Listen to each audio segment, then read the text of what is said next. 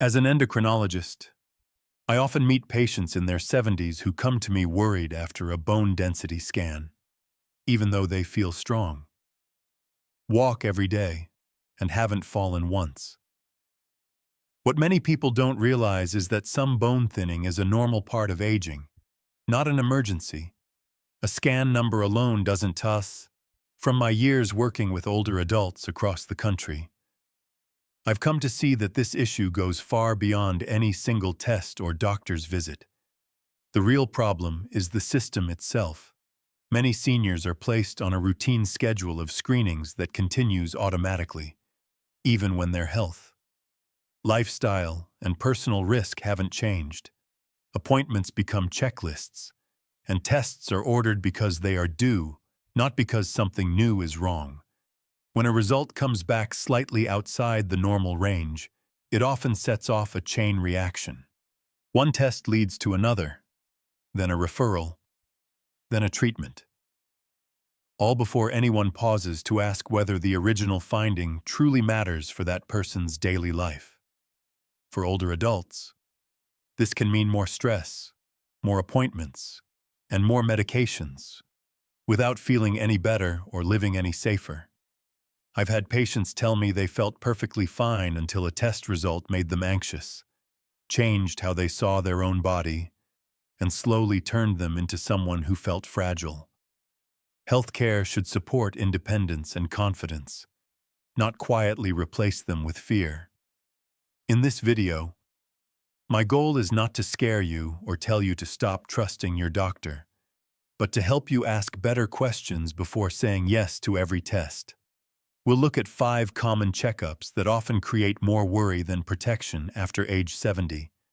And we'll talk about safer, smarter alternatives that many people are never told about.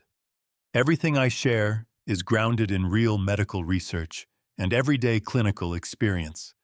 Before we go further, I'd love to hear from you. Let us know where you're watching from, your age, and whether a medical test has ever left you feeling more stressed instead of reassured. Let's walk through the 5 checkups I see most often creating unnecessary stress and harm in adults over 70, starting with ones that sound harmless and ending with the most overused of all. My goal here is not to tell you to refuse care, but to help you understand when a test truly helps and when it may quietly take more than it gives back. The first is the bone density scan. On paper, it sounds like a smart move. You lie still for a few minutes and leave with a number that claims to predict your fracture risk. The problem is that after 70, bone thinning is common, even in active, healthy people. A slightly low score does not automatically mean fragile bones or imminent danger. Yet I regularly see patients rushed into bone medications after a single scan, despite never having fallen or broken anything. These drugs can irritate the stomach, cause severe heartburn, and in rare cases lead to jaw pain that makes eating difficult. What's often overlooked is that gentle strength training, balance work, enough vitamin D from sunlight or supplements, and calcium from foods like yogurt, canned salmon, and leafy greens can reduce fracture risk more effectively for many seniors than medication. A scan should start a conversation, not force a prescription. The second is a brain MRI ordered for mild memory changes. Almost every older adult I meet worries about forgetting names or misplacing keys, and that fear alone can be exhausting, too often. The next step is an MRI. These scans almost always show small changes that come with age. Even in people who think clearly and live independently, once those images are seen, anxiety can spiral. I've watched patients lose confidence, stop driving, or withdraw socially after being told their scan looked abnormal, even when their thinking was well within the normal range. In most cases, simple memory screening tests, good sleep, staying hydrated, managing blood sugar, and keeping the brain engaged tell us far more than an expensive scan. Imaging has its place, but it should be reserved for clear warning signs, not everyday forgetfulness. The third is the cardiac stress test. This is commonly ordered when someone mentions feeling more tired than usual or slightly winded on hills. After 70, these tests are much more likely to raise false alarms. A result that looks concerning often leads to invasive follow-up procedures that carry real risks, including bleeding, kidney strain from contrast dye, and long hospital stays. I've cared for patients who went in feeling mildly tired and came out with weeks of recovery from a procedure that never addressed the real cause. In many cases, fatigue comes from dehydration, skipped meals, poor sleep, or low activity during winter months.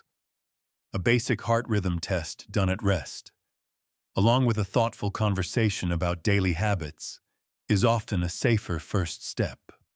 The fourth is routine colonoscopy in older adults without symptoms. Colon cancer screening has saved lives, but age matters. The preparation alone can cause dehydration, dizziness, and weakness.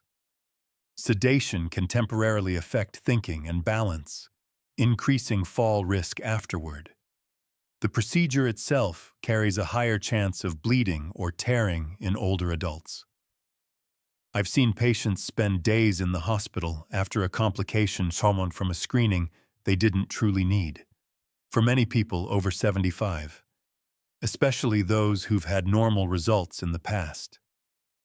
Simpler, stool-based tests done at home can offer reasonable protection with far less risk. Screening should always be personalized, not automatic. The fifth, and most concerning, is the full-body CT scan, marketed as peace of mind. These scans expose the body to a large amount of radiation and frequently find tiny spots that are harmless but alarming. Once found, they often lead to repeat scans, biopsies, and referrals that can cause real injury and lasting fear. I've watched strong, active seniors become patients overnight because of something that never would have caused trouble. There is no solid evidence that full-body scans without symptoms help people live longer or better. When imaging is needed, it should be targeted and purposeful, not a fishing expedition. Across all 5 of these tests, the pattern is the same. The issue isn't technology itself, but what happens when we use it without context. Healthcare should help you stay active, independent, and confident. If a test doesn't clearly support those goals, it's worth pausing and asking what comes next. This is the moment where I want you to pause and really reflect, because this is where good intentions often turn into real harm. I've seen patients who felt perfectly healthy walk into a clinic for reassurance and walk out carrying fear they never had before. A scan finds something small, unclear, and suddenly their days revolve around follow-up appointments, more imaging, and waiting for phone calls that steal their sleep. Their body hasn't changed, but how they see themselves has. They stop traveling, stop exercising, stop trusting their own strength. What hurts the most is knowing that many of these findings were never dangerous to begin with. The emotional weight, the stress on the heart, the strain on family members, and the loss of confidence can be far more damaging than the condition that was being searched for. Medicine should protect your quality of life, not quietly take it away through fear-driven testing that offers no clear benefit. As we step back and look at the bigger picture, the most important message I want to leave you with is this. More testing does not always mean better care. Good medicine is not about doing everything possible, but about doing what truly matters for you as an individual. After 70, your health is best protected by staying active, eating well, sleeping enough, and maintaining routines that support strength, balance, and mental clarity. Tests should serve those goals, not distract from them.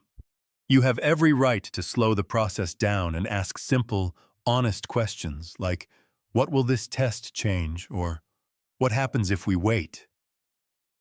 A thoughtful pause can prevent a long chain of stress, procedures, and side effects that offer little real benefit.